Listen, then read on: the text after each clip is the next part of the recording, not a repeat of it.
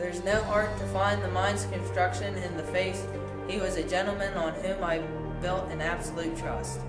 O worthiest cousin, the sin of my ingratitude even now was heavy on me. Thou art so far before the swiftest wing of recompense is slow to overtake thee. Would thou hadst less deserved that the proportion both of thanks and payment might have been mine. Only I have left to say, more is thy due than all can pay. The service and the loyalty I owe in doing it pays itself. Your Highness's part is to receive our duties, and to our duties are to your throne and state, child, children, and servants, which do but what they should, by doing everything safe toward your love and honor. Welcome hither. I have begun to plant thee, and will labor to make these full of growing. Noble banquet, that hast not less deserved, nor must be known no less to have done so. Let me unfold thee, and hold thee to my heart. There if I grow, the harvest is your own. My plenteous joys, wanton is fullness, seek to hide themselves in drops of sorrow. Sons, kinsmen's thanes, and you whose places are the nearest now. We will establish our estate upon our eldest, Malcolm, who we name hereafter the Prince of Cumberland, which honor must not unaccompanied invest him only, but signs of nobleness like stars will shine on all deservers, from hence in Inverness and bind us further to you. The rest is labor, which is not used for you. I'll be myself the harbinger and make joyful the hearing of my wife with your approach. So humbly take my leave. My worthy Cawdor. The Prince of Cumberland. This is a step on which I must fall down or leap. For in my way it lies. Stars, hide your fires. Let not light see my black and deep desires. The eye wink at the hand, yet let that be which the eye fears. When it is done to see. True worthy Banquo, he is so valiant, and in his commendations I am fed. It is a banquet to me.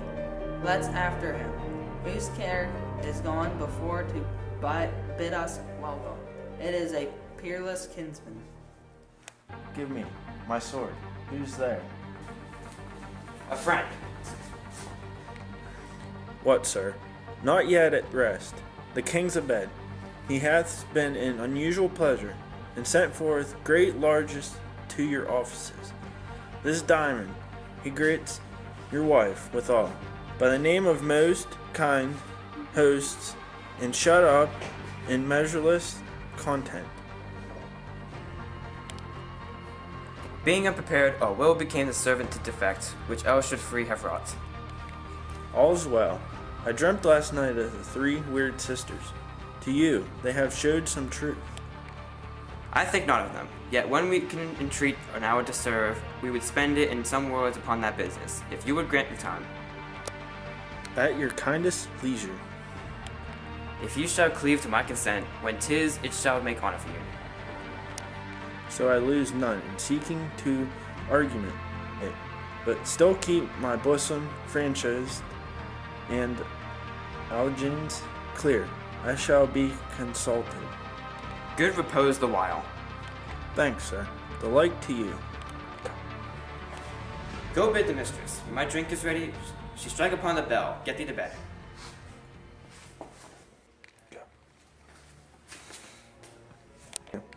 Is this a dagger which I see before me, the handle toward my hand? Come, let me clutch thee. I have thee not, and yet I see thee still. Art thou not fatal vision, sensible to feeling as to sight, or art thou but a dagger of the mind, a false creation, proceeding from the heat-oppressed brain? I see thee yet, in form as palpable as this which now I draw. Thou must showest me the way thou was going. It's such an instrument I was to use. Mine eyes are made the fools of the senses, or else worth all the rest. I see thee still, and only thy blade and dungeon gouts of blood, which was not so before. There's no such thing. It is the bloody business which informs thus to mine eyes. Now o'er the one over the half world, Nature seems dead and wicked dreams abused.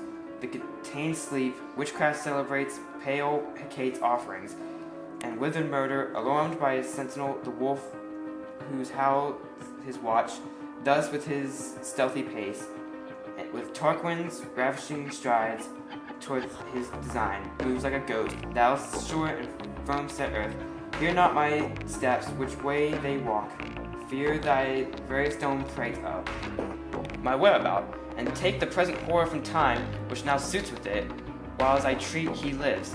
Words to the heat of deeds too cold breath gives. I go now, and it is done. The bell invites me. Hear it now, Duncan, for it is a knell that summons thee to heaven or to hell.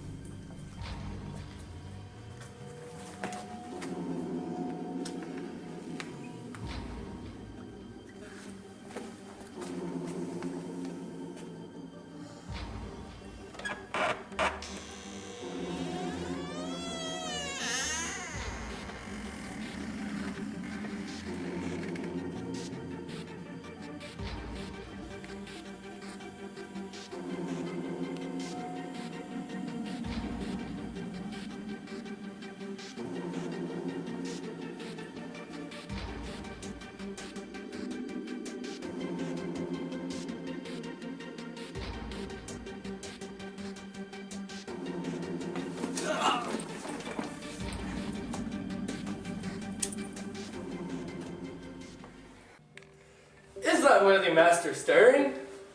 Ah, our knocking has awakened him. Here he comes. Good morrow, noble sir. Good morrow, both? Is the king stirring, worthy thane? Not yet. He did command me to call timely on him, and I have slipped the hour. I'll bring you to him. I know this is a joyful trouble to you, yet 'tis one. The labor we delight in physics pain. This is door. I'll make so bold to call, for 'tis my limited service. Goes to King hence today? He does. He did appoint so.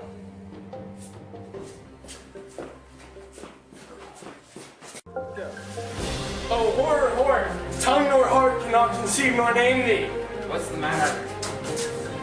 Confusion now hath made his masterpiece, but sacrilegious murder hath broke a point upon the Lord's anointed temple, and stole hence the life of this building. What is to say? The life? I mean, your majesty.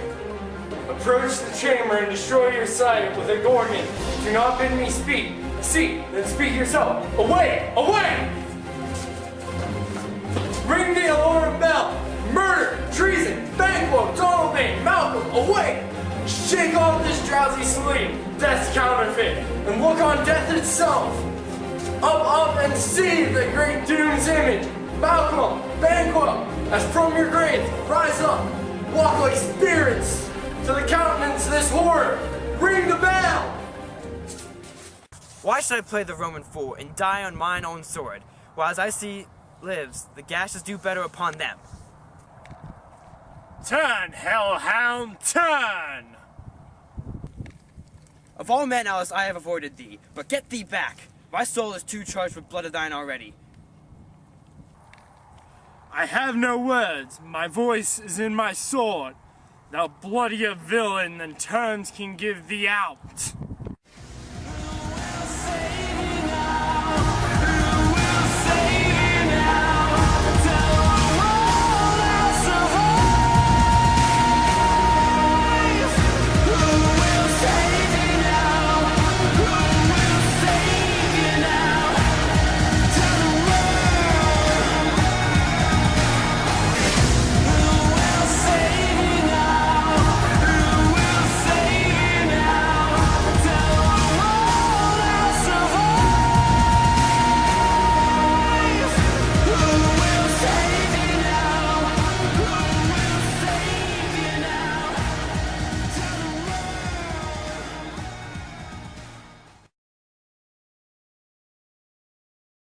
Thou losest labor.